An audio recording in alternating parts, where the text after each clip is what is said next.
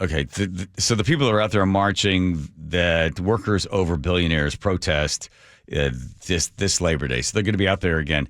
They don't like billionaires because they don't like they believe the concentration of wealth in a small amount of hands directly affects everybody else.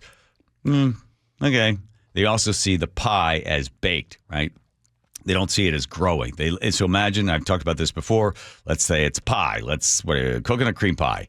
They say, well, the billionaire comes in and takes a gigantic slice of that pie, leaving just less for everybody else.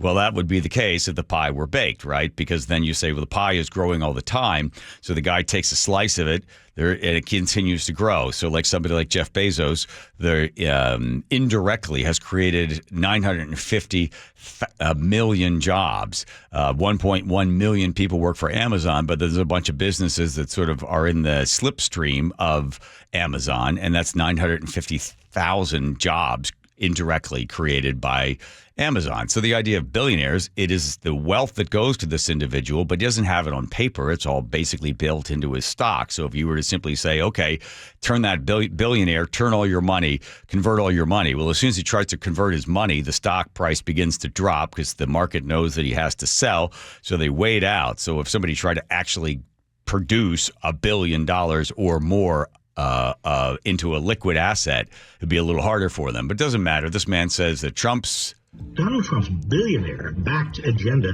Oh, Robert Reich. Robert Reich. Nice poll. Not a doctor, by the way. Is deeply unpopular.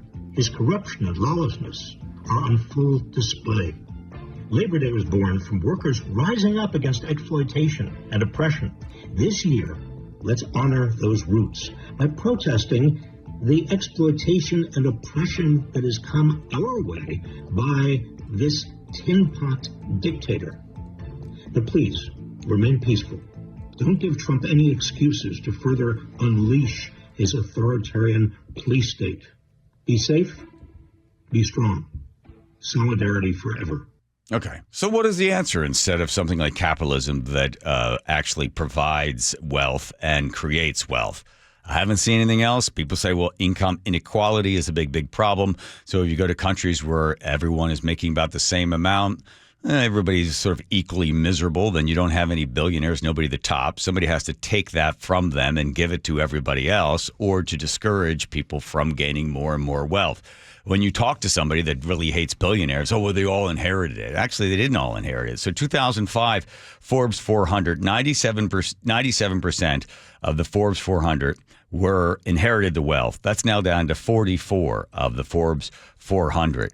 And interestingly enough, 14% of the billionaires that are in America today were foreign born.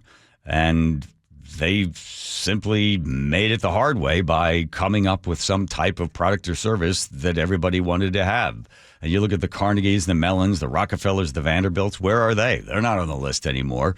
They simply go away as new technology and new inventive ways of producing a product or a service done at less cost trumps the others.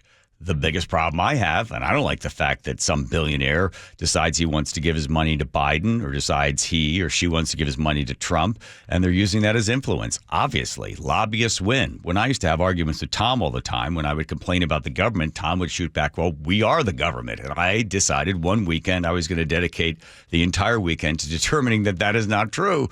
And what I was able to find, there's a really interesting study.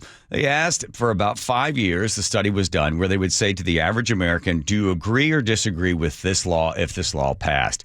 And most of the time, and then they said to the lobbyists, would you want this law to pass? What they found was, in most cases, the lobbyists won over the general consensus of the American people. So when you say, well, we are the people are the government, we're not. Lobbying is a gigantic business that goes in there and tries to produce what it needs. It's a $3.5 billion industry. And they go to Washington, D.C., and they say, hey, can you make sure that we have this product instead of that product? Can you stop our competition? And some lawmaker gladly takes the money to make sure that the market is not free, so that it pushes in one particular direction. So I'm with you. I wasn't out there marching to say stop billionaires. I'd like to create more people and create more wealth. That would be great. in order to redistribute the wealth. Well, now you're giving power to the government in order to redistribute wealth. And how do you do that? Well, you have to influence them. And how do you influence them? You have to give them money so that they write laws that restrict one person over another person in order to have the money redistributed. I would call for a more free market and get the power and the centralization of that power away from Washington, D.C. And then people wouldn't be so upset because we're not in there picking winners and losers. There you go. But they're out there marching today. They don't like billionaires. They probably like Taylor Swift. She's a billionaire. It's weird how certain people are okay and other people are not okay, right?